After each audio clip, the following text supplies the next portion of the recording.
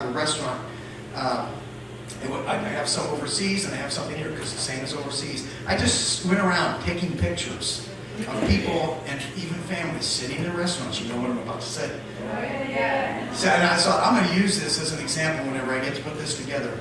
All the people, not a word, sat there the whole time. A couple says not a word to each other, staring at the stupid phones. And this is a very dangerous thing. I think it's still going to take us down. I think I told some of you yesterday that remember when the Beast was a 3-story computer in Brussels, Belgium, not too long ago? I still believe that that's true. And so I haven't changed from that. Okay, moving on. Righteous behavior is only found and taught in the Torah. Now, if I just said that by itself, if this was a room full of Christians, they'd freak out. I'd be stoned or whatever. Or they'd send me to Andy Stanley's church. Okay, then that's another story. Okay, some of you know what I'm talking about. But I'd be stoned. But the reality is that is where you're going to find it. It's all over the place. Righteousness is found in the Torah. But the ability and power to be able to perform or keep that right is only found in grace. So the Father knows that. He knows I can't just throw it out to you because you won't be able to do it. That's why when Yeshua hung on the tree in Romans chapter 6, Paul talks about his crucifixion, his death, burial, and resurrection. He said it was, and in the Greek it says the same thing in the King James English. In the Greek it says, our old man of sin.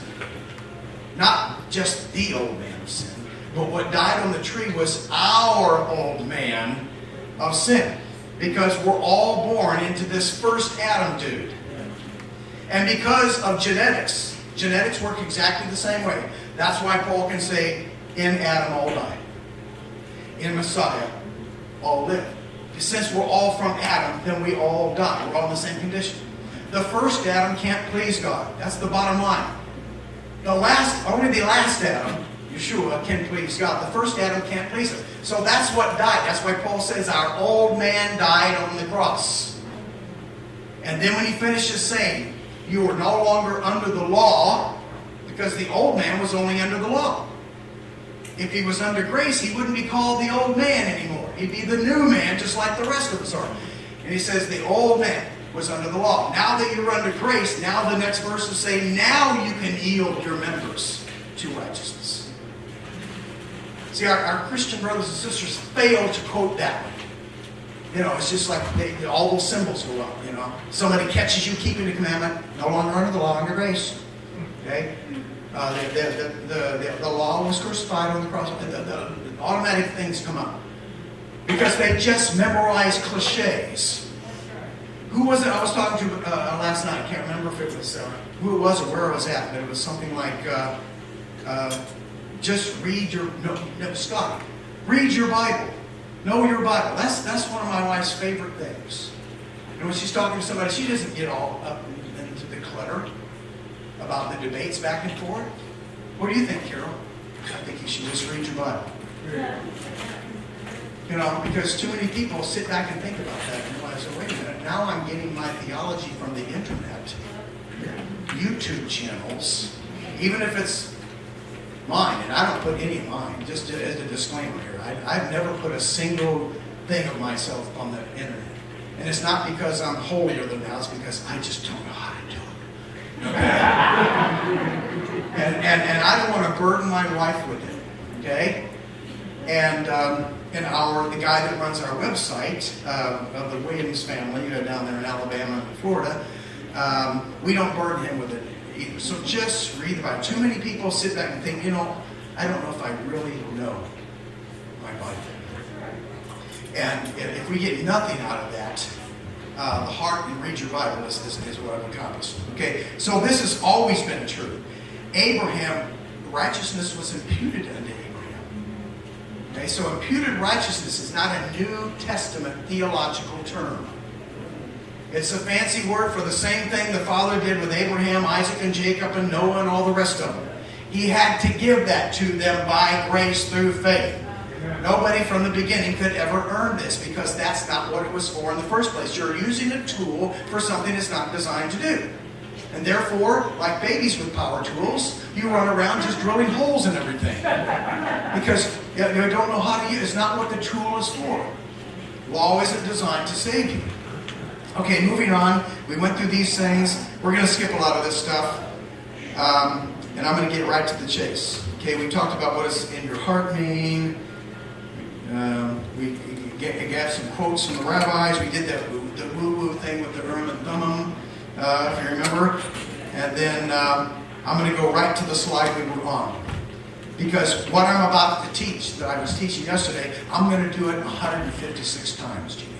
Okay? So if you miss one of them, you can catch it on the other 155. Okay? Because I really want to drill this on. I want to drill it to the point where everybody goes from now on and reads the Bible and go, oh, now I see that same thing. How many times have I read that passage? And I didn't see that, yes, one thing comes before the other always, and they can't produce life unless they work together. So that's where we stopped last night. It's right here. I started out with the concept of good. I want to spend a little time on this. The concept of good in your scriptures. Good is an abstract word in America.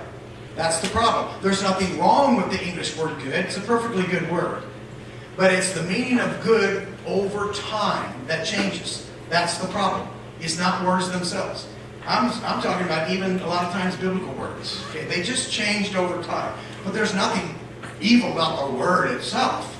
It's just a bunch of letters sitting there on a piece of paper. There's nothing instinctively evil in itself. It's what it means to people over time. That's the problem. In America, we say that our grandmother's chicken soup is good. And then on Sunday, I hope people sing God is good all the time. So we use the same word to describe soup as we do the creator of the universe. That's what I'm talking about. But the word good in Hebrew, take it back from the very beginning, it's a functional term.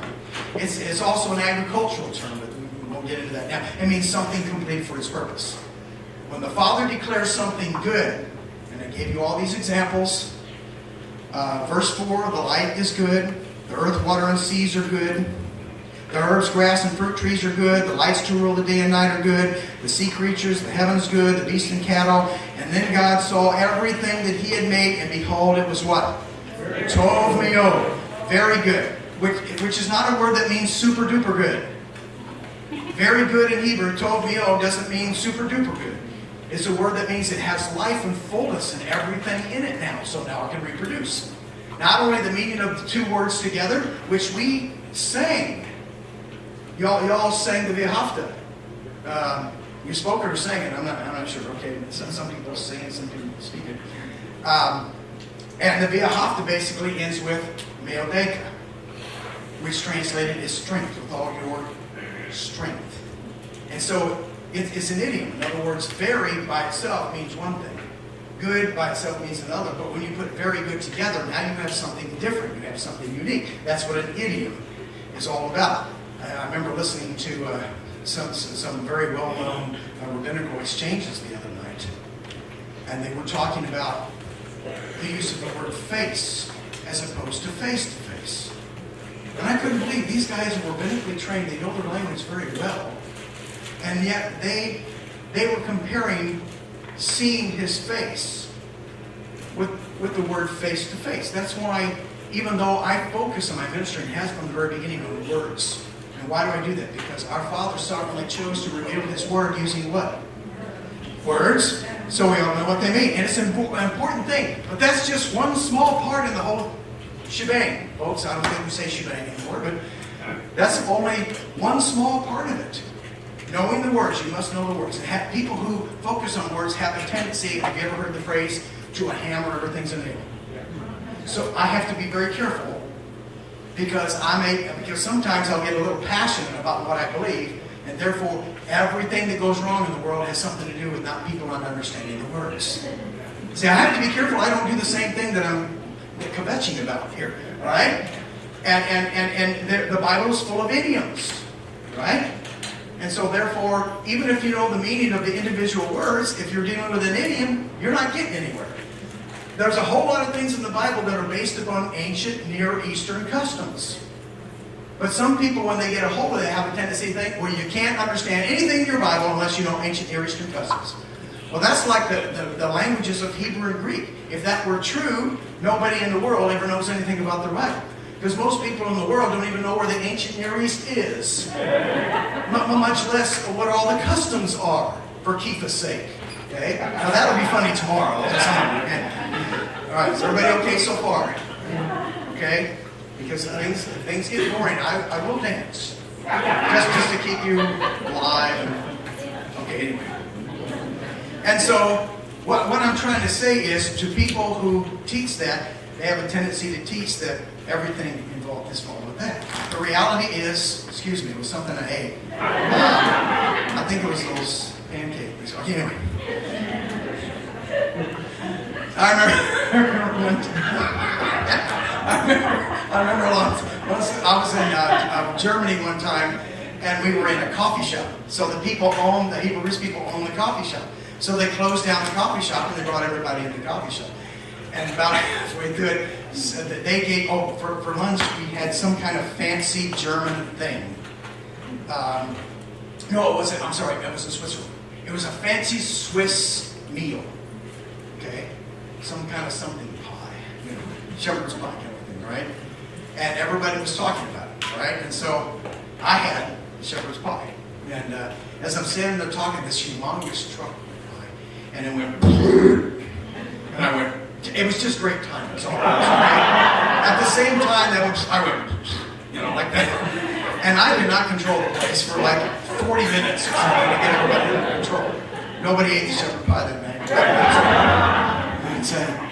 Okay, anyway, so the point being, some of you are going, are we going to learn something here? Or is this George Carlin and some sort of...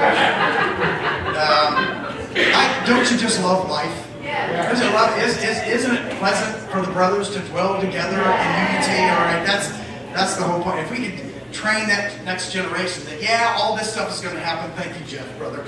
All this is going to happen and that's going to happen. But he's still your father. He still loves you. And he's the one that made you who you are. And you after you know him and understand, you are righteous. Okay?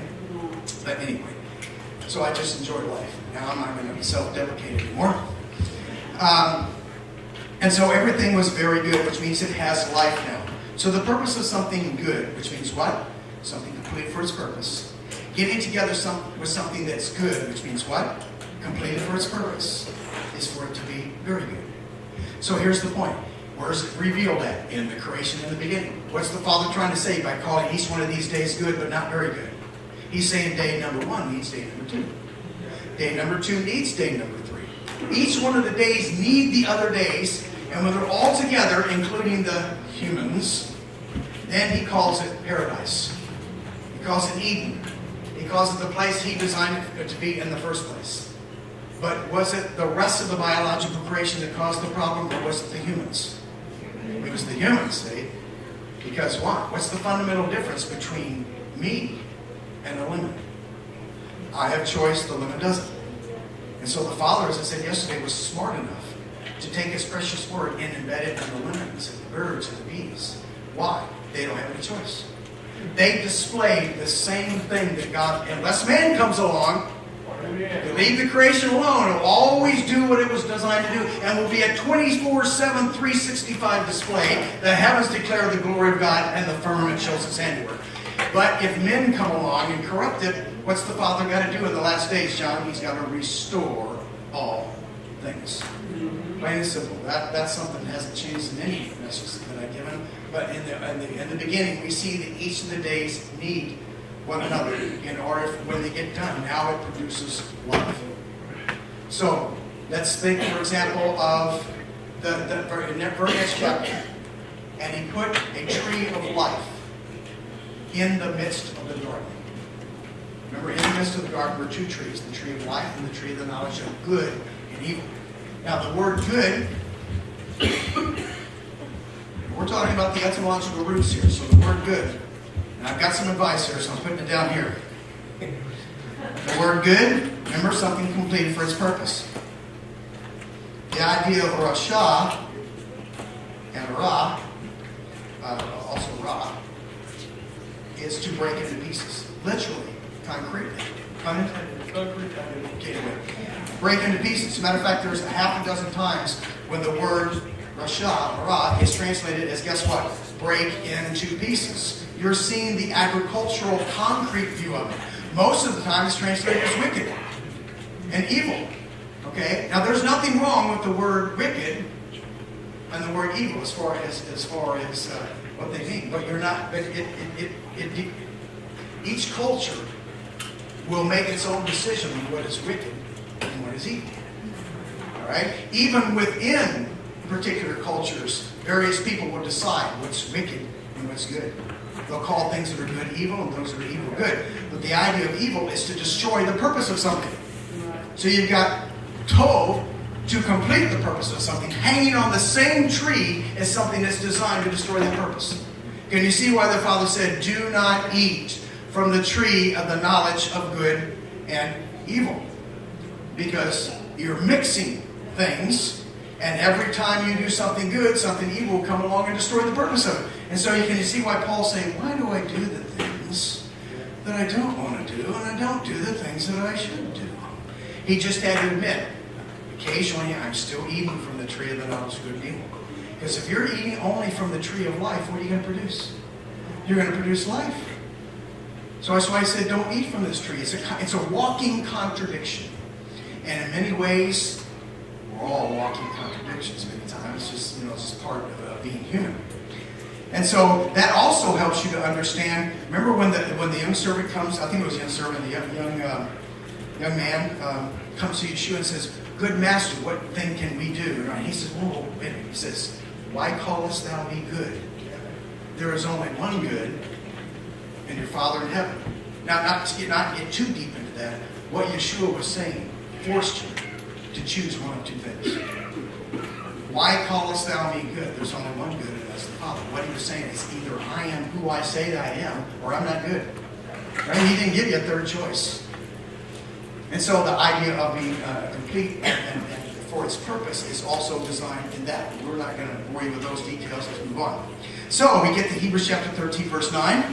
It says, be not carried about with diverse and strange doctrines, for it is a good thing that the heart be established with grace. So grace is, this is just one example, there's many more. Grace is a good thing.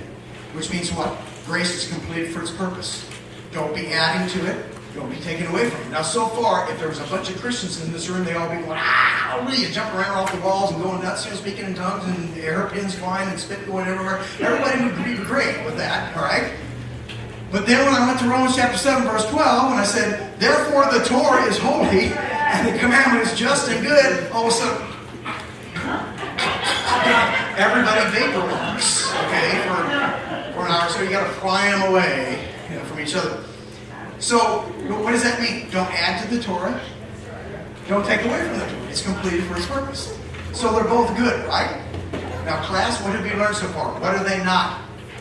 They're not very good. Well, they're not evil too. That's absolutely true. But they're not very good unless what? They become one. Now, remember we gave the example last night of even in Hebrew, the meaning of the woman and the female, the helpmate, is actually an opposite of. So the Father's done with the male.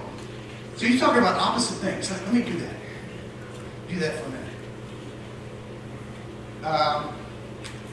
Even in the atomic world, the atomic and subatomic world. In the subatomic world, what do unlike particles do? Listen very carefully because you mess it up. What do unlike particles do? They attract. Right. What do like particles do? Repel. So automatically the Steve and Eve, or Adam and Steve joke comes to mind, right? Because if you created Adam and Steve, then you couldn't produce life. Life would stop right there because they would repel. So he creates an opposite of kind of, and as I said last night, if you're putting a puzzle together and all your pieces are male, you're going to be doing that puzzle a long time. Okay? And so another bad joke came to mind, but this is a mixed up. So I won't do that. Okay. And so the idea is for the two together. So once again, grace is good and Torah is good. But unless they become one and one comes before the other, they're dependent upon each other. For what? To be good? No, they're already good. They're already the way the Father designed them, but they're not very good. They can't produce life until they get together and one comes before the other. Now, if we could just get our Christian friends to see that, Rather than doing what we've been doing for hundreds of years, and this bunch over here quotes the 50 verses that support their position, and this bunch over here only quotes the ones that support their position, and we never get together. Sounds like Congress and the Senate. Okay? It's just, we're 100% right, and you're 100% wrong, and the other side's thinking exactly the same way. That's what I told you when the reason I'm doing the next thing I'm doing is the language seminar. Actually, the next thing I'm doing, here's another shameless promotion, but I don't have it with me. This is just for those you care, because every time I go, people go, what's the next thing? You know, coming out. It's taken me a year and a half to do this. It's a new book, and it's totally academic. It's called The Concordance of the Law in the New Testament. Subtitle is Every Occurrence of Law in the New Testament plus its commentary. I had a guy in Norway a few years ago say, you know, here in Norway, every time we speak to our religious friends, you all know what I'm talking about, okay? They say, but Paul, but in the book of Galatians, but in the book of Ephesians, but Paul over here, but Paul over here. I'm afraid we're going to raise a whole generation of young people that think that Paul's first name is actually But. Okay? I can see my kids going, why would someone name their kid But, Dad? Well, that's an ancient Near Eastern custom. Okay, never mind. And so he said, what he said was, wouldn't it be nice to have some sort of compendium of every one of them? Not that the world's been waiting for Brad to do this. Don't misunderstand what I'm saying. It wouldn't be nice to have something that we could just, it would all be in one instead of having to get this commentary over here and thumb through and try to find it. And then grab this one over here. So it's taken a long time. It's a tedious thing. It's going to be a workbook, by the way. It's not going to be a traditional hardbound book because you need to be able to open it and write in it and do work. So that's coming next. And then the audio language seminar is coming up to that.